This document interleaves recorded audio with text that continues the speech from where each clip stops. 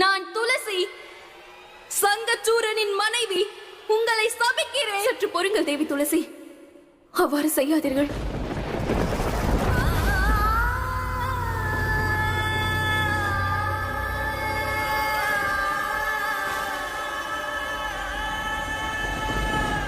நாராயணா, எந்த கல் மனதுடன் நீங்கள் என்னை சூழ்ச்சி செய்து ஏமாற்றினீர்களோ, என்னுடைய கணவரை காலனின் காலடிக்கு அனுப்பினீர்களோ,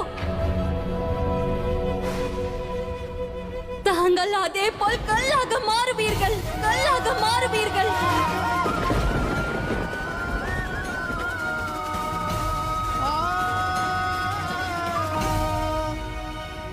இதுவே இந்த பதிவிரதை துளசியின், இதுவே இந்த